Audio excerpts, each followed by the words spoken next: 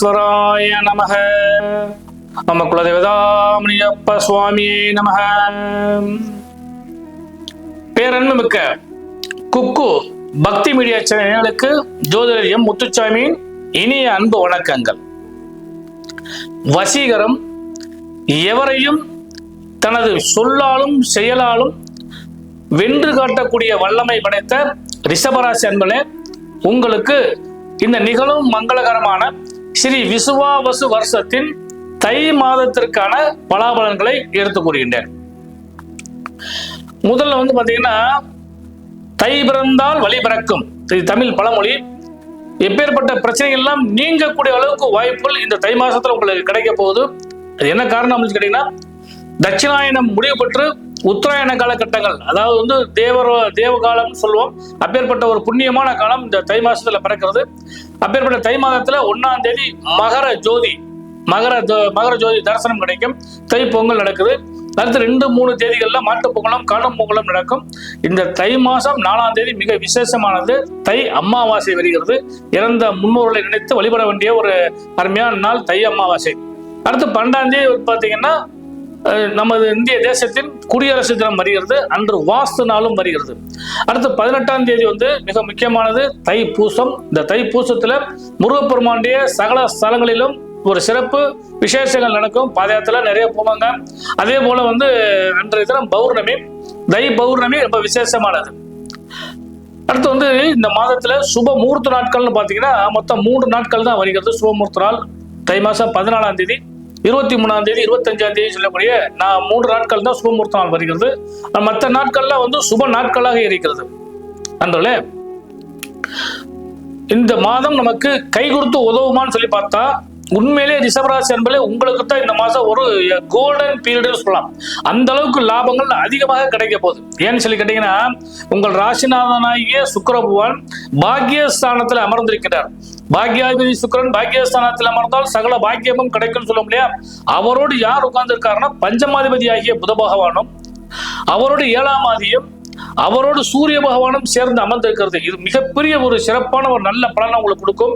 அதனால ரிஷபராசிக்காரர்களுக்கு இந்த மாதம் எதிர்பார்த்த தன வரவு பாக்கியங்களும் குடும்ப ரீதியான ஒற்றுமைகளும் குடும்பத்தில் இருக்கக்கூடிய பிரச்சனை எல்லாம் நீங்கி சந்தோஷமும் மகிழ்ச்சியும் கிடைக்கக்கூடிய ஒரு அற்புதமான மாதமாக இந்த தை மாதம் ரிஷபராசிக்காரர்களுக்கு கிடைக்க இருக்கிறது. தொழில் ரீதியாக 10ஆம் இடத்தில் அமர்ந்த சனி பகவான் வக்ர நிவர்த்தி அடைஞ்சு விட்டார். அதனால உங்களுக்கு லாபங்கள் அதிகமாக, தொழில் ரீதியாக லாபங்கள் கிடைக்க போகிறது. பற்றாக்குறைக்கு 2ஆம் இடத்துல குரு பகவான் அமர்ந்திருக்கின்றார். இந்த குரு பகவான் தனகாரகன். அவர் 2ஆம் இடத்துல அமர்ந்திருக்க போது தன பாக்கியங்கள் நிறைய கிடைக்கும். தன பாக்கிய குடும்ப ரீதியான நல்ல லாபங்கள் கிடைக்கிறதுக்கான வாய்ப்பு உண்டு.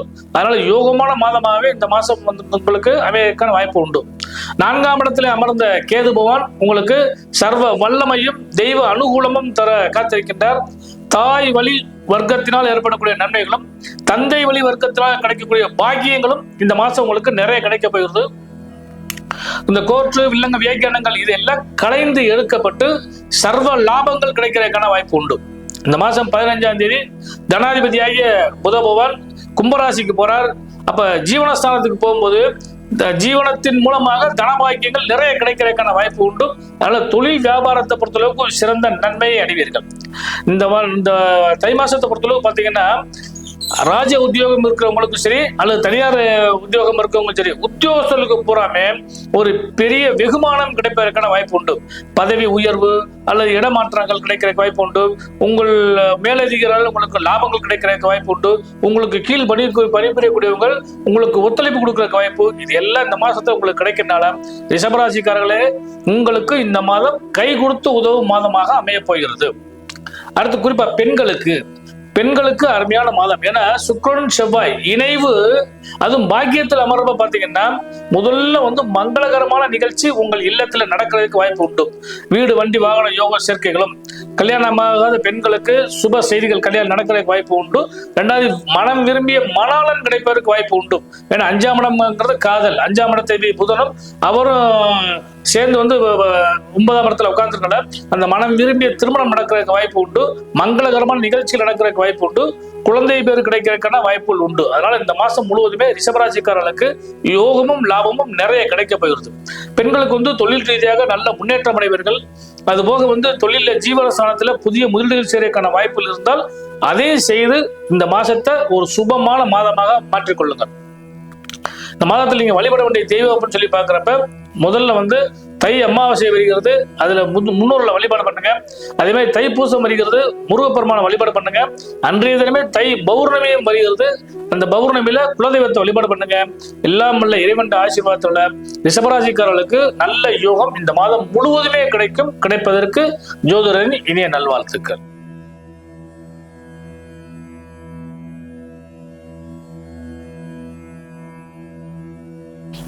ரிஷபராசியை பத்தி மிக அளவா சொன்னீங்க. இப்ப அதுல சில கேள்விகள். சொல்லுங்க. பாக்கியத்தில் அமர்ந்த சுக்கிரன் யோகத்தை எப்படி தருவார் இந்த மாதம்?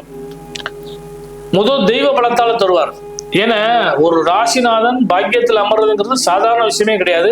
அதுவும் அந்த சுக்கிரன் பாக்கிய அமர்றப்ப வந்து இன்னும் வந்து அதிகமான பலனை நிச்சயம் தருவார். இது என்ன மாதிரியான பலன்களை தருவார்னு சொல்லி பாக்குறப்ப முதல் வந்து உங்களுக்கு தொழில் ரீதியாக லாபத்தை தருவார். அடுத்து வந்து தாய் தந்தை அவங்களால வந்து உங்களுக்கு பலன் கிடைக்கும். குறிப்பா வந்து பொறுத்தளவு பாத்தீங்கன்னா தாய் வழி தந்தை வழி சொத்துக்கள் எதுவும் இருந்துச்சுன்னா அதுல ஏதாவது பிரச்சனை இருந்துச்சுனால் அந்த பிரச்சனையெல்லாம் நீங்க பெற்று அதன் மூலமாக உங்களுக்கு வருவாய் நிறைய கிடைக்கிறதுக்கான வாய்ப்பு கிடைக்கும்.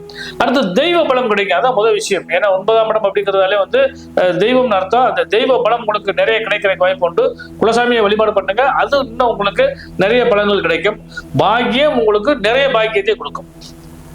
இப்ப யோகம் அப்படின்னு சொல்லி சொல்றீங்க இல்லையா, எந்த மாதிரியான யோகம், அதை பத்தி ஏதாவது தகவல் கிடைக்குமா? ஐயா, தன யோகம் கிடைக்கும். ஏன்னா தனாதிபதியாகிய புத பகவான் தன யோகத்தை கொடுப்பார். பஞ்சமாதிபதியாகிய புத பகவான் அவர் வந்து புத பகவான் தான். அவர் வந்து பாத்தீங்கன்னா குழந்தைகளால் லாபம், குழந்தைக்கு லாபம். அதே போல வந்து குலதெய்வ வழிபாடு, குழந்தைகளுக்கு இல்லாதவங்களுக்கு குழந்தை கிடைக்கிறதுக்கான வாய்ப்பு உண்டு. 5ஆம் இடம்னா காதல் அர்த்தம். காதல் கைகூடும். இல்லத்தில் ஏற்பட்ட பிரச்சனைகள்லாம் நீங்கக்கூடிய அளவுக்கு வாய்ப்பு உண்டு. இது எல்லாமே வந்து புத பகவானால் கிடைக்கும். அடுத்து சுக்கிரனை பொறுத்தளவு பாத்தீங்கன்னா முதல் சொன்ன மாதிரி அவரே பாக்கியாதிபதி. அடுத்து மிக முக்கியமானது செவ்வாய் தான். இந்த செவ்வாய் வந்து பாத்தீங்கன்னா கணவன் மனைவின்னு சொல்லுவோம்.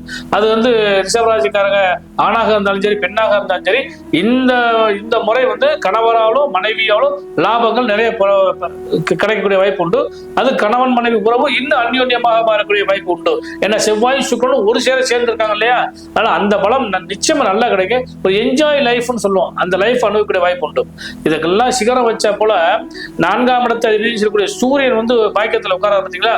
அப்ப 4ஆம் இடம்னா வீடு வண்டி வாகன யோக சேர்க்கைகள், தாய் வழி சொத்துக்கள், இது எல்லாமே இந்த மாசம் உங்களுக்கு இந்த ரிஷபராசிக்காரங்களுக்கு நிச்சயமா கிடைக்கும். பயன்படுத்திக்கங்க. இப்போ யோகம் சொல்லிட்டு நீங்க பொதுவா தனயோகம், குழந்தை பாக்கியம் அந்த மாதிரி சொல்லிட்டீங்க. அதாவது இந்த ரிஷபராசி நேயர்கள் பல பேருக்கு பலதரப்பட்ட தேவைகள் இருக்கும் அல்லவா? கண்டிப்பா. அவங்க தேவைக்கு தகுந்த மாதிரி யோகங்கள் போகுமா?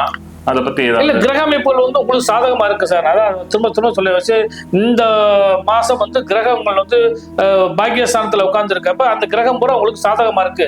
அதே போல மாறுதல்கள் சொல்லி பார்த்தோம்னாலும் புதன் ஒருவர் மட்டும்தான் வந்து இந்த மாசம் 15ஆம் தேதி வந்து 10ஆம் இடத்துக்கு போறாரு.